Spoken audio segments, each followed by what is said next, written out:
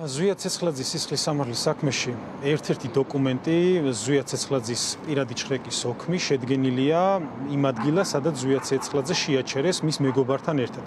სწორედ ის მეგობარი დაიკითხა დღეს, რომელმა მეგობარმაც დაადასტურა, რომ იმ ადგილას, სადაც მოხდა ზვია ცეცხლაძის შეჩერება, არ მომხდარა ფიზიკურად ზვია ცეცხლაძის ჩხრეკა.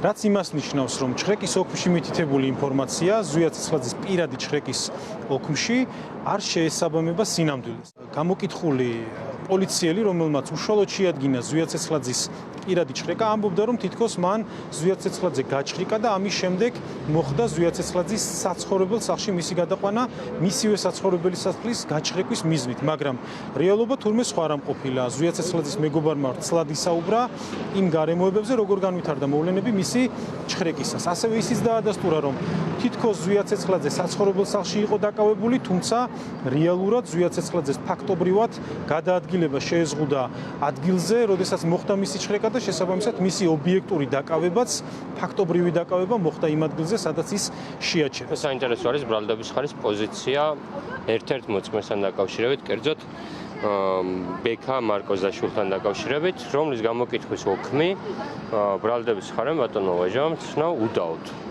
მაყურებლისთვის რო განმარტო უდაობა რას ნიშნავს, ეს არის ის, რომ ბრალდების ხარემ სასამართლოს უთხრა, ჩვენ ვეთანხმებით აქ წერილ ყველა სიტყვას და ეს არის ეს. ბექა მარკოზაშვილის გამოკითხვის ოქმში ჩვენ ვხედავთ კონკრეტული შინაარსს, რომ უწყვეტად ვხედავდი ნიკოლოზ ჯავახიშვილის მოქმედებებს მის გასროლას ფეერვერკის ჰაერში და ამ გასროლას არც ადამიანი დაუზიანებია, არც ადამიანის მიმართულებით ყოფილა და არც შენობა ნაგებობის მიმართულებით.